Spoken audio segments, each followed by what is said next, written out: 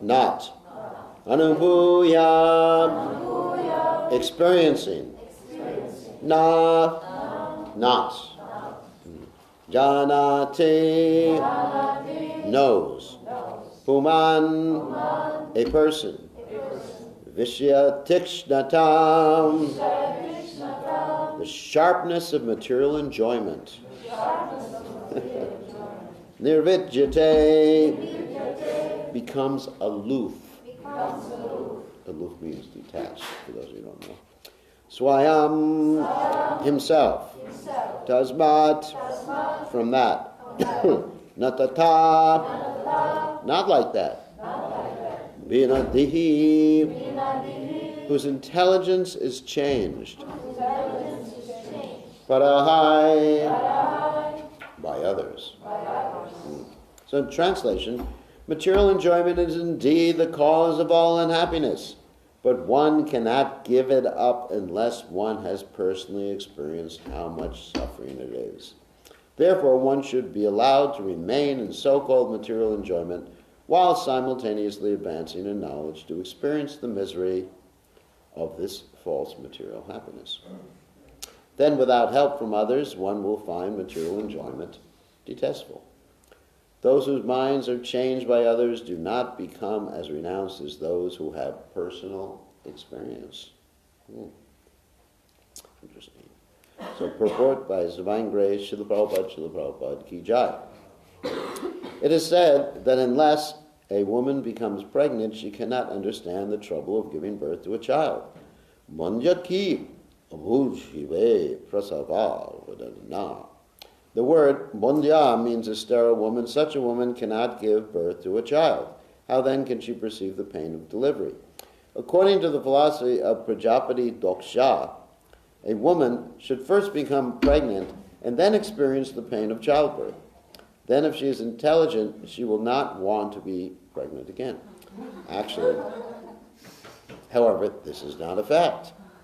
Sex enjoyment is so strong that a woman becomes pregnant and suffers at the time of childbirth, but she becomes pregnant again despite her experience. According to Daksha's philosophy, one should become implicated in material enjoyment so that after experiencing the distress of such enjoyment, one will automatically renounce. Material nature, however, is so strong that although a man suffers at every step, he will not cease his attempts to enjoy. Tripyanti neha kripana bahu dukkha vajaha.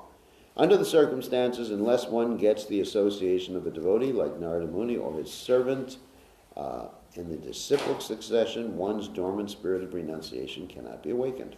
It is not a fact that because material enjoyment involves so many painful conditions, one will automatically become detached. One needs the blessings of a devotee like Narada Muni. Then one can renounce his attachment for the material world. The young boys and girls of the Krishna consciousness movement have given up the spirit of material enjoyment, not because of practice, but by the mercy of Lord Sri Chaitanya Mahaprabhu and his servants. Nice verse.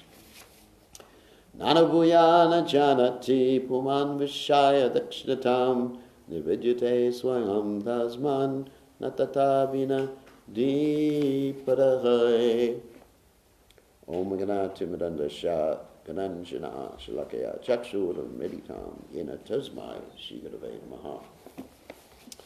So this particular purport and translation reminds me of a nice story about Sripad Shankaracharya. Sripad Shankaracharya, who was an incarnation of Lord Shiva, he was one time having a discussion with a lady who was a scholar, and they were discussing, I guess, romantic affairs or something like that. And because he, in that particular appearance, had no experience of romantic affairs, I guess they were discussing the Kama Sutra or whatever they were discussing, I don't know, something to do with love. Anyway, so because he had no experience of these things, he was not able to adequately deal with the points that she was making. And so he thought, give me a few minutes, he thought. And using his mystic powers, he entered the body of a king who had just died. And that king who had just died, or the body of the king who had just died, came back to life with Shankaracharya in his body. And for a little while, Shankaracharya experienced what it was like to be a king. And then, after he'd experienced, I guess, virtual reality, what it was like to be a king, he came back, had a good argument with the lady defeated her, and I guess her husband took sannyas, and they lived happily ever after. Whatever. So, one point is that if one has not experienced this material world, then one may not know all the details, which is true. One can still be renounced from the material world because renunciation can occur, as Prabhupada mentions here, by the mercy of a pure devotee, because what does a pure devotee do? He puts bhakti in the heart. Brahmanda Brahmante Konna Bhagyavan Jiv Guru Krishna Prasadi Bhakti Latapir.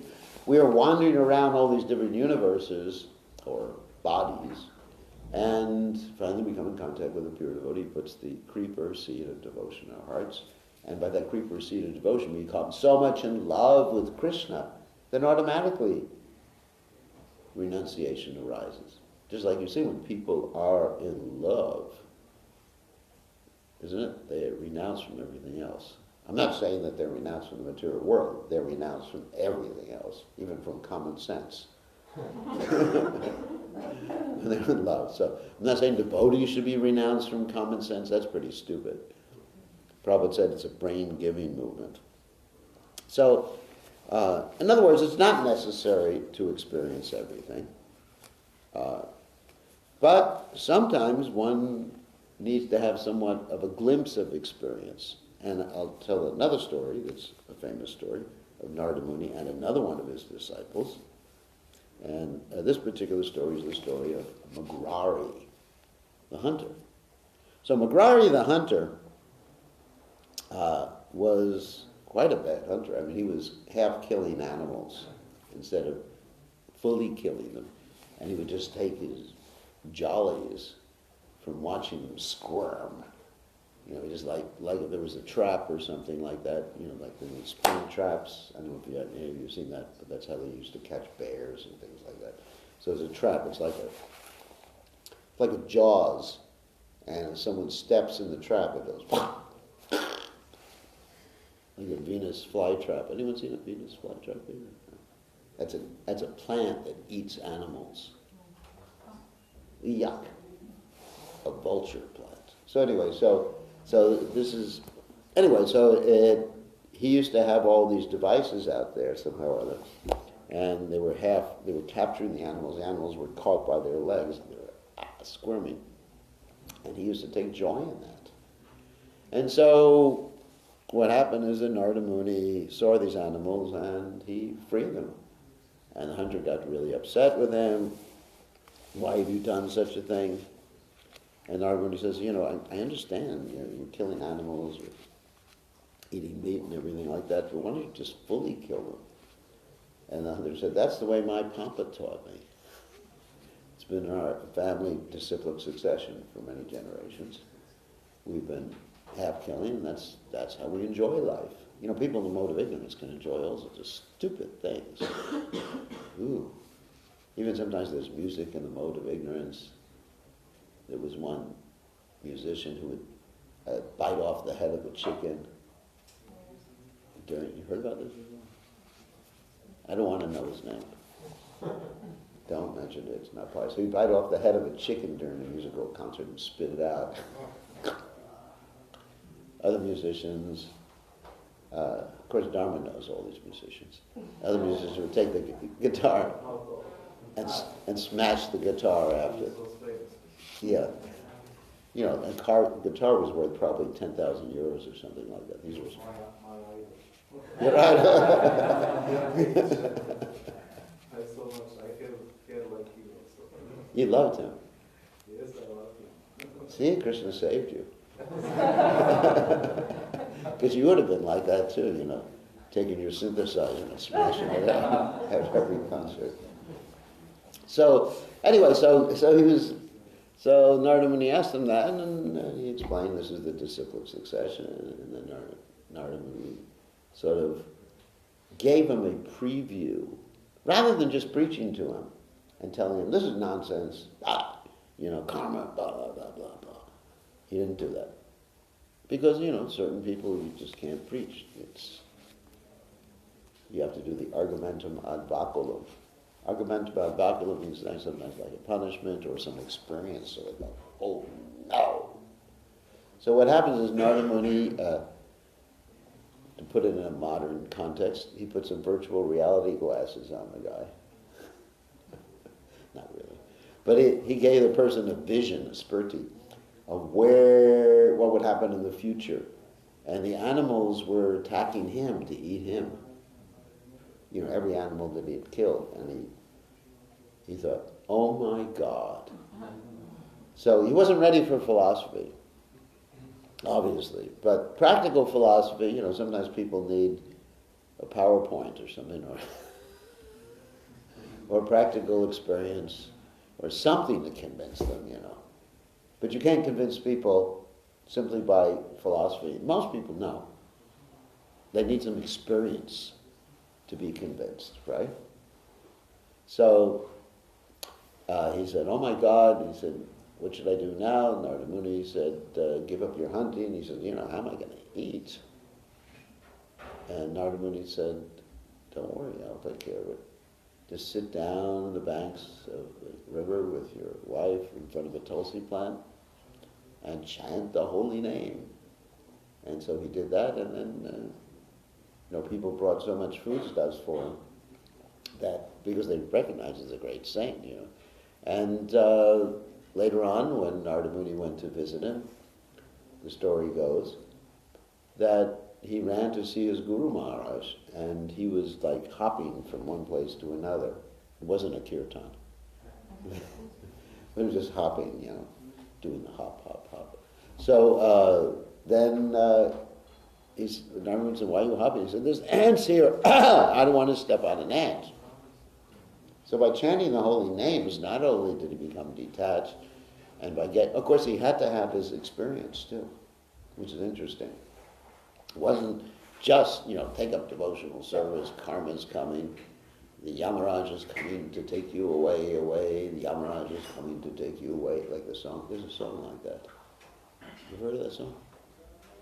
No, there's a song that says, not Yamaraj, it says, they're coming to take me away, they're coming to take me. No one's heard that song? Anyway, it's about Yamaraj.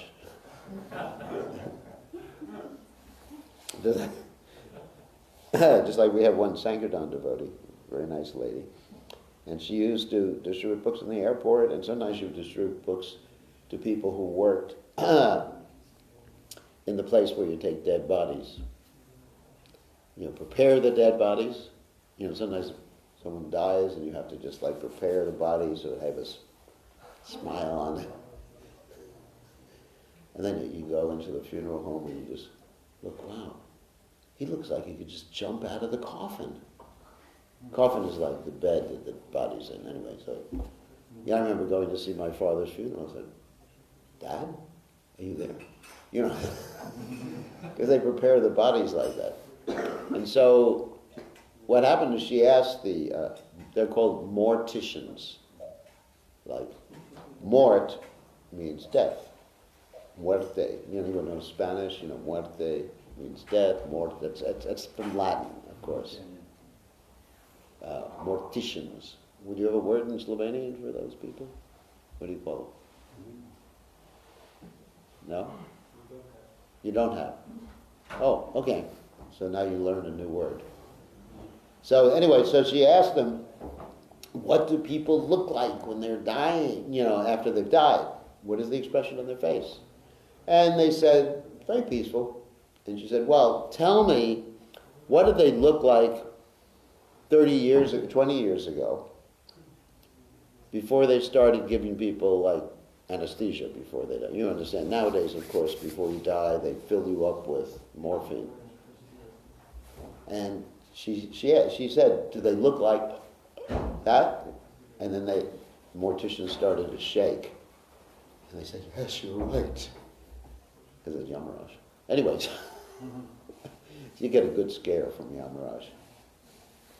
So, anyway, so here we're talking about renunciation. And, yesterday I actually got real heavy about renunciation. I have to apologize. So, I just kept saying, it's just the modes of nature. And then some of the ladies came up and said, but I really feel that I need to get married in the future. And I just said, it's just the modes of nature. It's just the modes of nature. And I traumatized a lot of devotees yesterday. Because that was my mantra rather than the Hare Krishna mantra. I said that more often than Hare Krishna. Anyway. Because I was so in love with that statement of Krishna with the 14th chapter of the Gita. And read the Gita, I become a Gita fanatic. And I just start preaching that chapter. Just the modes of nature. Just the modes of nature. I'm hungry. It's just the modes of nature. I'm tired. It's just the modes of nature. I'm angry. It's just the modes of nature, That was my answer to every problem yesterday that I came across. So today I'm feeling a little more compassionate. So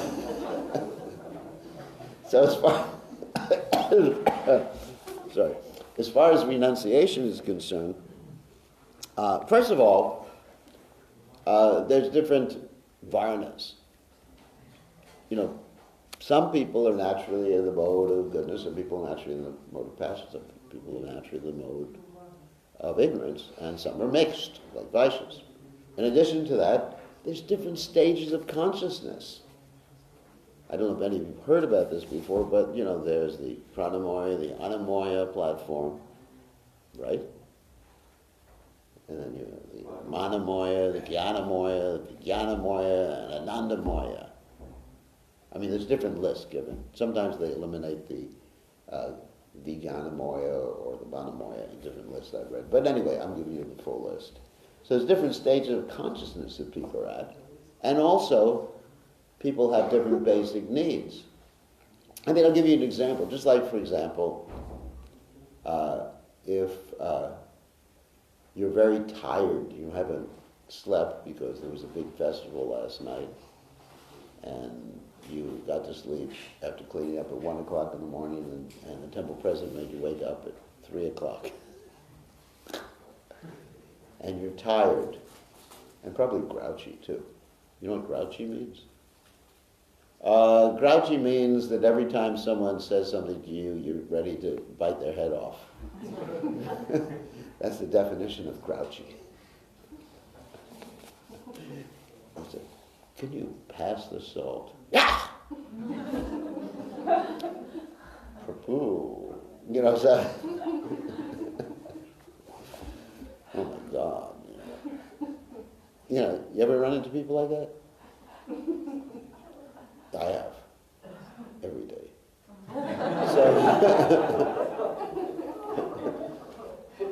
Because, basically, because they have a need for sleep. And you really, you can go around condemning them. It's just the mode of ignorance, Prabhu. And was that Upadesho Morganam Prakopayana Shanta? You're just making them angry. So it doesn't really work. Or when someone's hungry, it doesn't really work. So you got all these other factors in play that indicate that we should be compassionate, because people are on different levels of consciousness. And not everybody's on the Anandamoya platform or Vijnanamoya platform, or not everybody is philosophical. Everybody's different. And so Krishna consciousness has to be given to people, like Bhaktivinoda Thakur talks about in his Chaitanya Shikshamrita, with awareness of people's different needs. He talks about different needs, and of course, I give seminars on that, different needs, that people have needs. Jai, Shishi, Pancha Tattva, Shishi, Gornatai, Jai. People have different physical needs, mental needs, psychological needs, emotional needs, and you can't be Krishna conscious if you can't chant here if you're hungry. I don't care who you are, unless you're a pure devotee.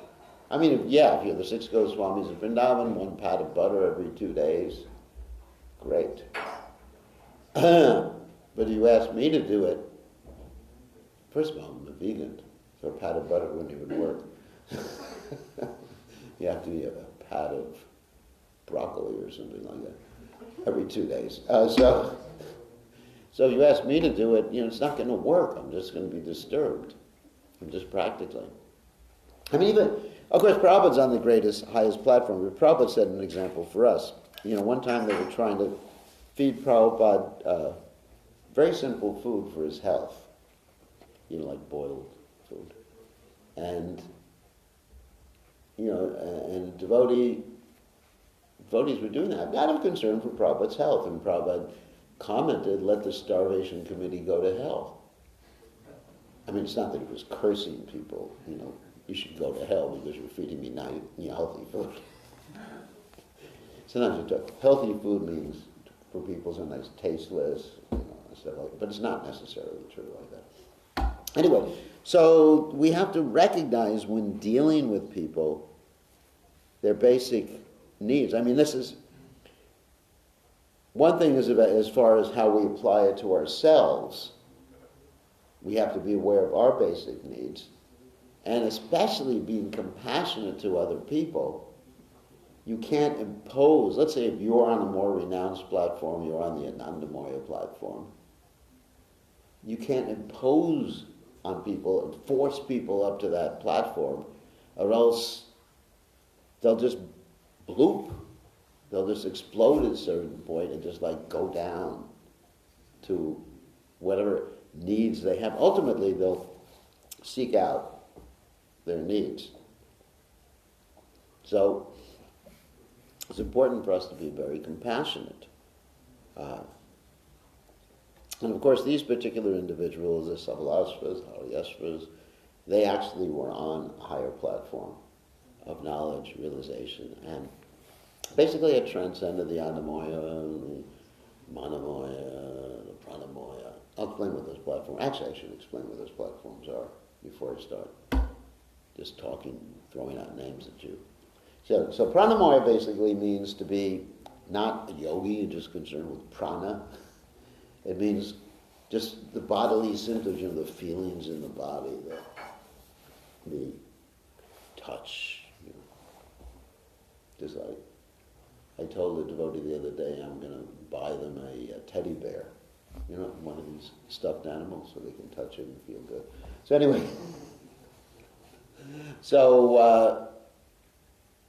but it's interesting that even we in Christian consciousness are sometimes on that platform at different times of the day. Like I described, when we're really tired or something like that. Or when we first wake up in the morning. We may be on that platform. So anyway, so Pranamoya means like the bodily symptoms, and then Anamoya means the eating process. You don't just eat to live, you live to eat. And devotional service is just meant to fill up the time between different prasadam takings. Isn't it? Actually, when I first joined the movement, it was almost like that with everybody. We take prasadam 3 times a day, and it was just like, when is the next prasadam? I'm going on Sankirtan, but, counting out the minutes till prasadam time. So that's the Anamoya platform, and then Manamoya mental platform, Vijnana, you like to achieve, get knowledge, Vijnana, realization, you practice, some spiritual stuff.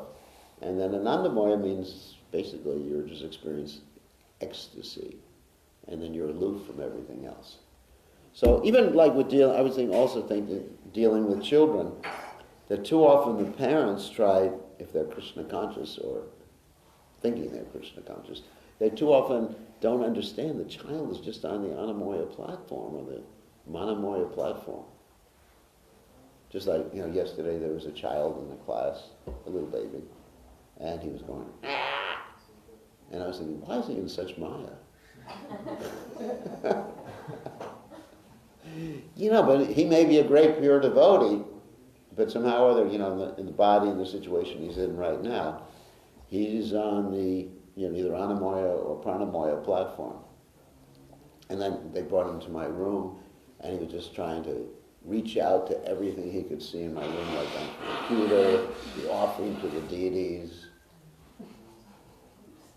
And I was thinking, oh my God, glad I'm a sannyasi. Anyway, so,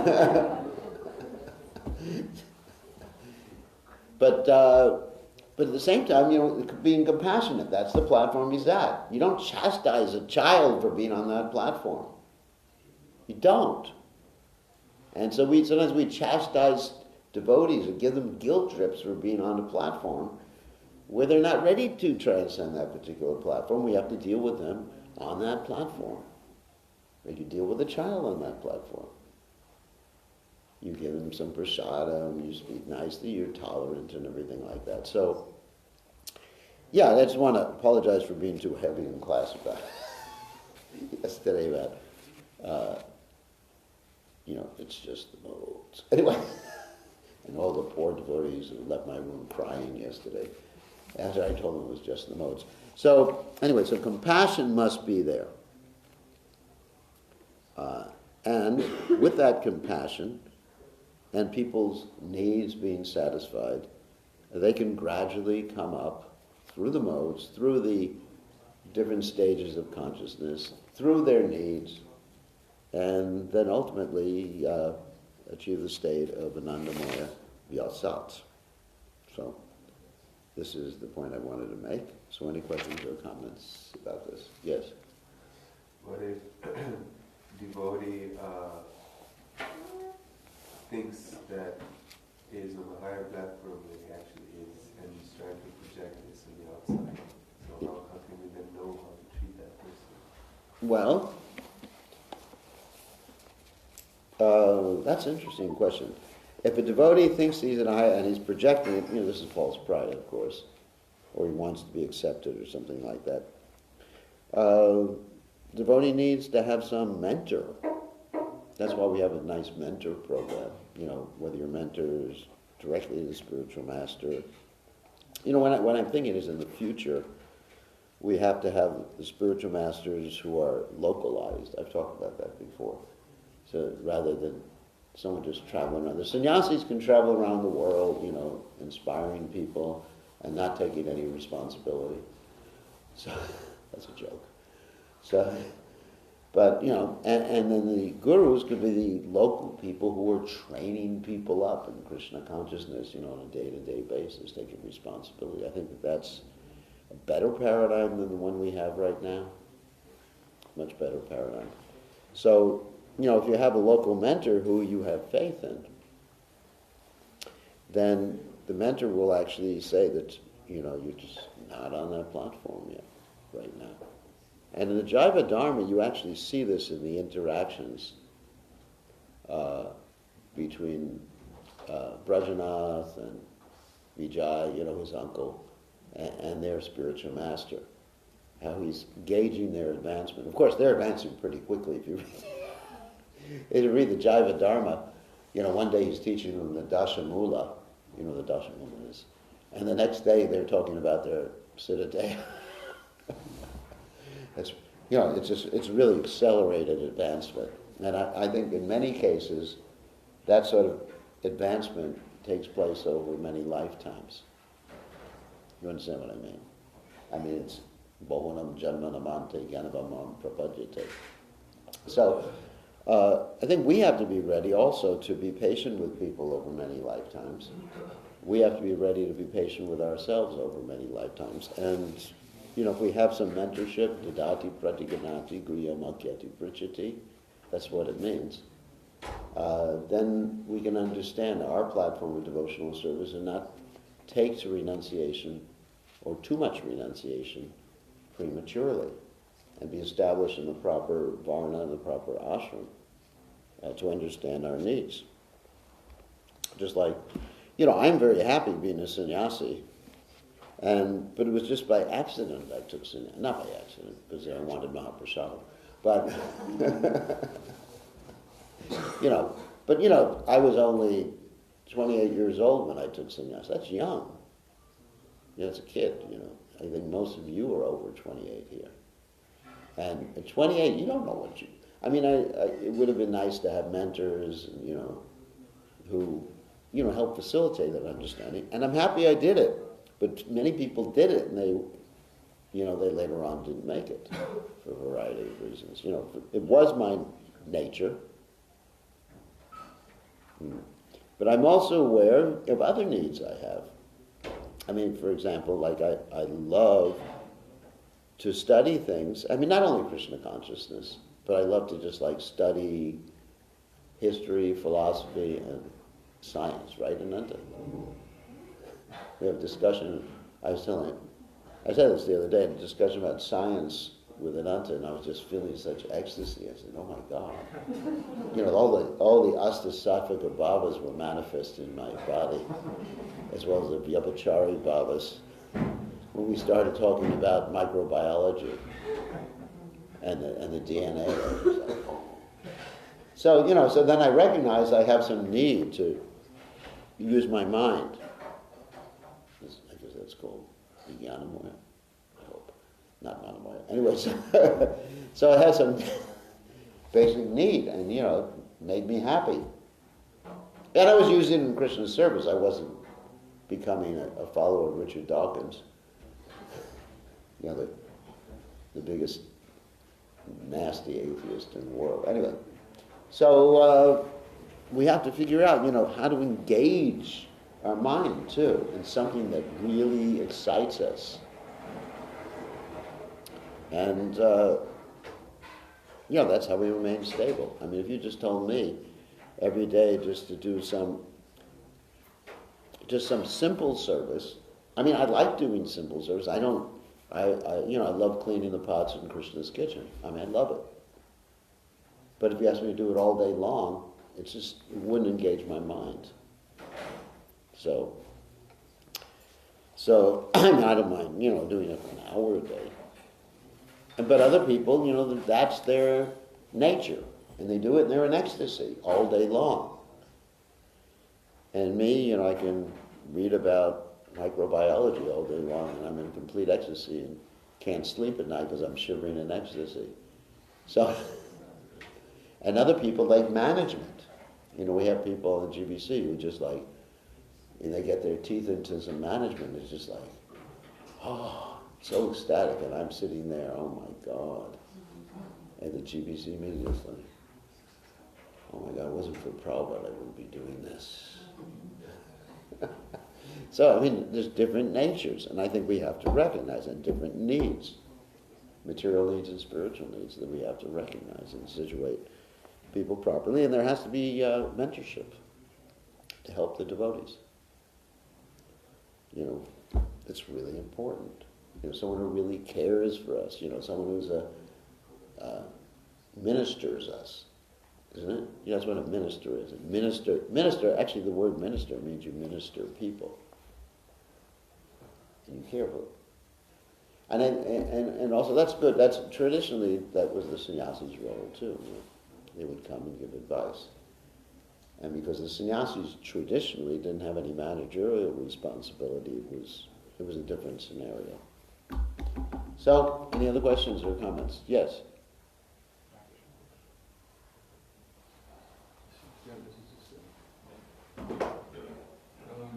Here's a question again on Facebook Live. Facebook Live. How to keep Krishna always in center if you are a great husband?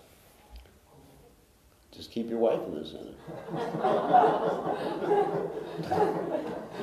Then your life will be peaceful and you can chant nicely. It sounds funny, but it's more true than false.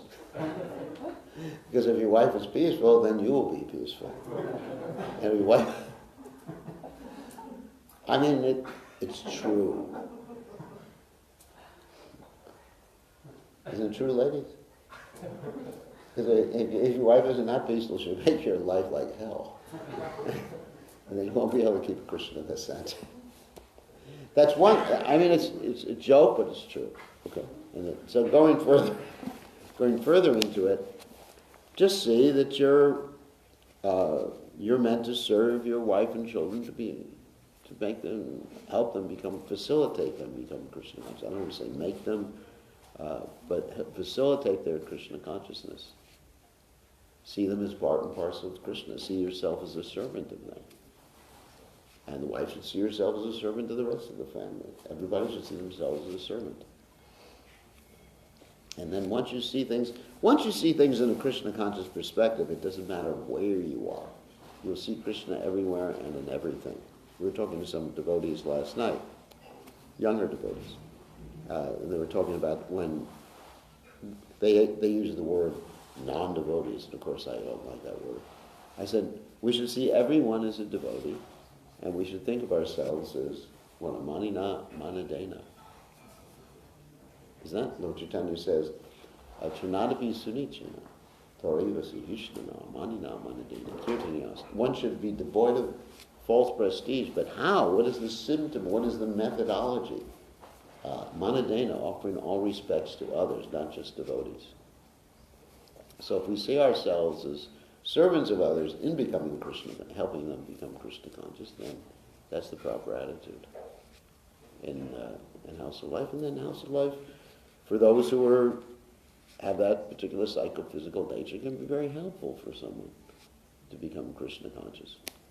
And Bhaktivinoda Thakur said the preferable type of sannyas in Kali Yuga is Kshetra sannyas, where one remains with the wife and they serve Krishna. So that's the preferable type of renunciation.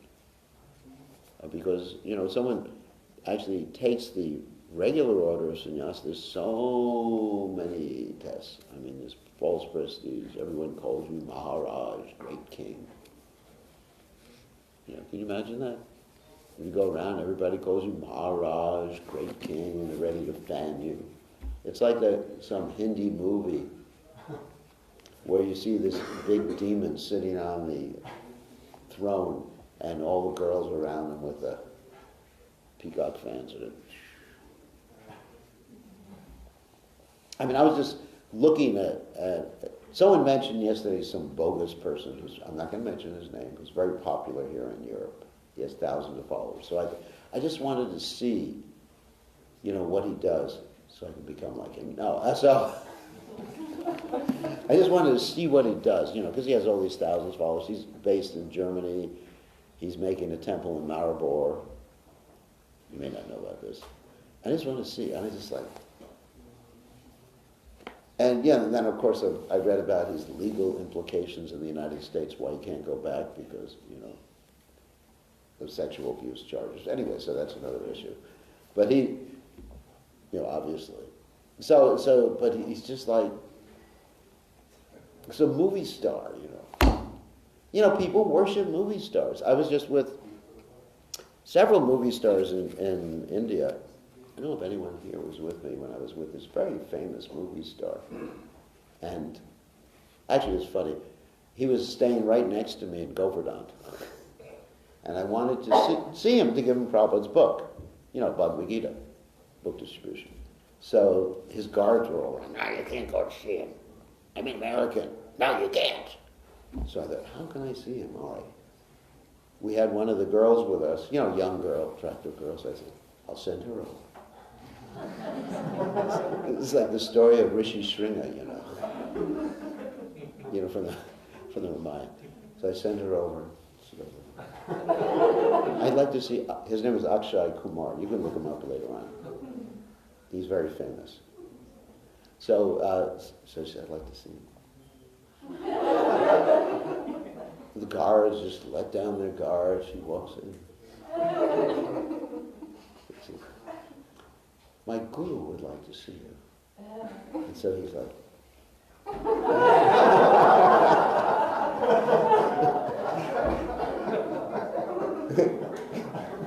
he follows her, he walks over to my house. Whereas previously I could never see him. And I say, here's the Bhagavad Gita. And then he wakes up. So then oh, Bhagavad Gita! And it was so successful that day on his Facebook page, which is looked at by millions and millions of people daily, he said, today I was blessed. I got this book, and he put a picture of the Bhagavad Gita on his Facebook page. Millions of people saw the picture. Today I was blessed. So anyway, it's a funny story. So anyway, I was looking at the spiritualists. It reminded me of Akshay Kumar. He's just like, vanity was just like pouring out of his pores. You know what vanity is? Vanity. Pride. Anyway, someone's vain. I can act like that too. Yes, that's vanity. All you poor souls, I bless you. Of course, I'm not very good at it. So I'd have to dress differently, get myself some silk dhotis, maybe have some earrings and some rings here. Then maybe I could do it. So, but people are so foolish. You like Prabhupada said, this world is the cheaters and cheated. And if someone wants to be cheated, Krishna will send a cheater. And this is not just a criticism of him, it's just in general. Oh, you're showing him pictures of them. No.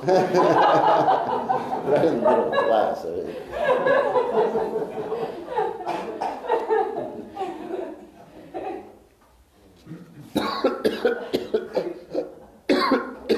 So anyway, this strategy is they're appealing to people's,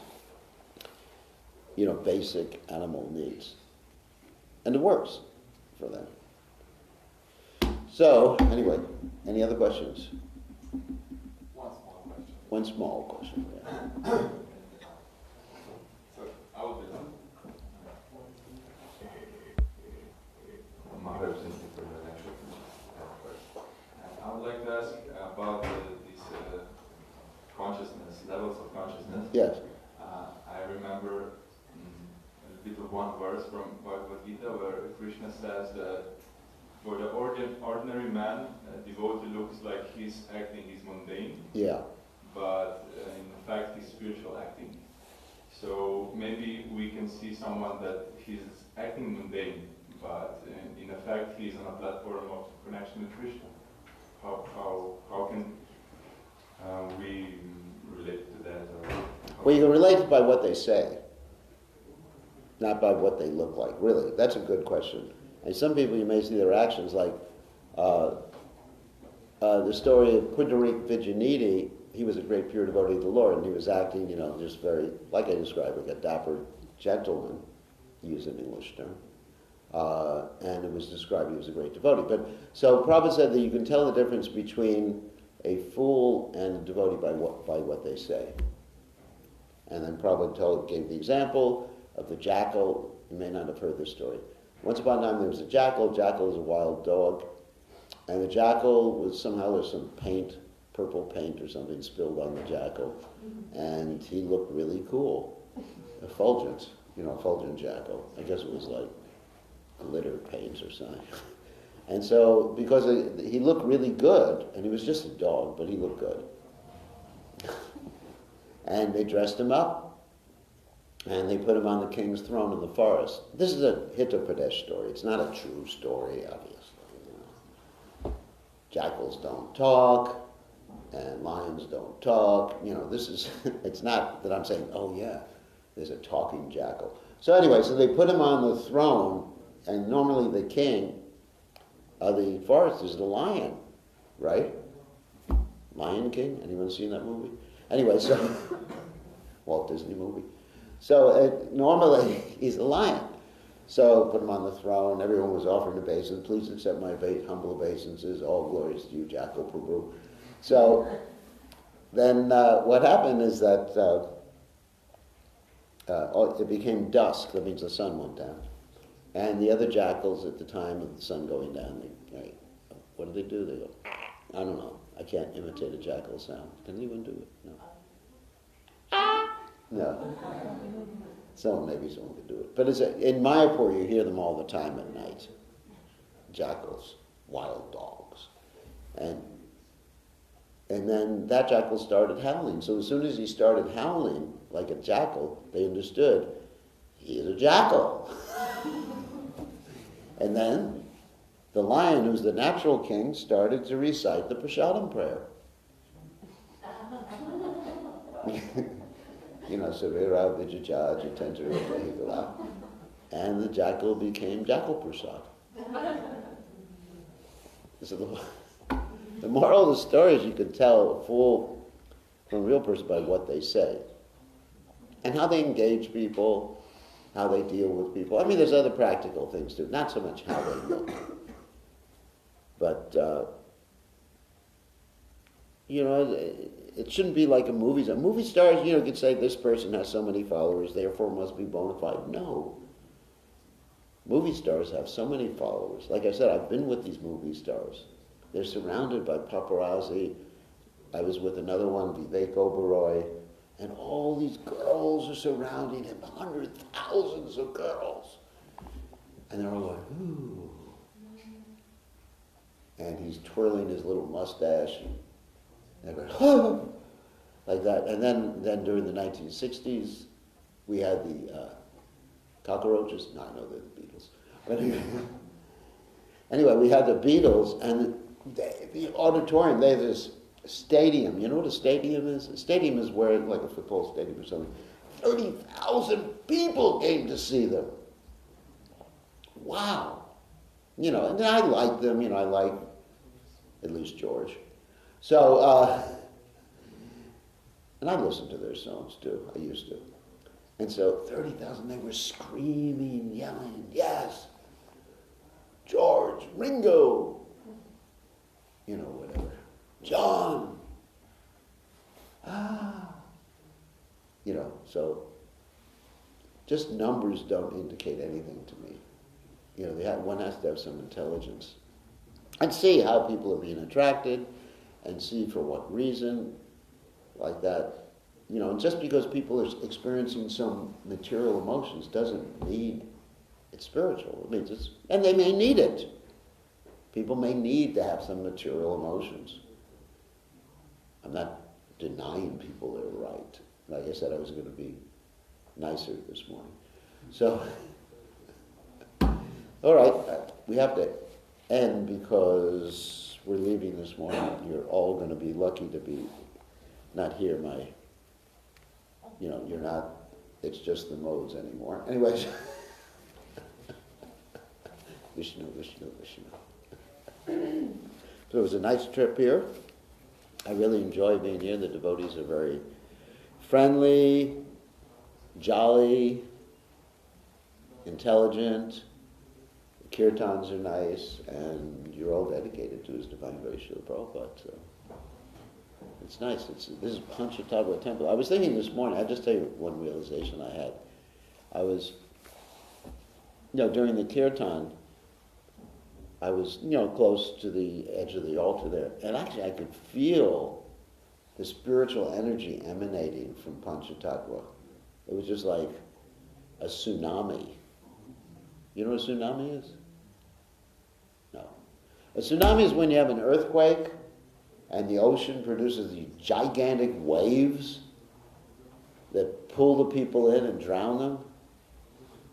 So I was just feeling, it wasn't like intellectual or anything, it was just like a feeling. I could actually feel that spiritual, like, energy, like, emanating from the Panchatattva. And it was just like, right at the edge of the altar, where the gate is and everything like that. It was just like, oh my God, it's too much. Too much. Maybe they'll make me a devotee. Oh no. No, anything but that. So anyway, so you're very lucky that you are able to worship Panchatattva here. It's very merciful. Yajai Sankirtanar Prayar Yajanti Hi Sumedasa. So this is the manifestation of that verse of the Bhagavatam. That those who have sufficient brain substance in this age of Kali will worship the Lord with Sankirtan. So thank you very much on that happy note. All glories to His divine grace. Srila Prabhupada, Ki Jai. And we'll let everybody see. What you see, the happy devotees here. More devotees, happier devotees, and there's Panchatattva. Very happy.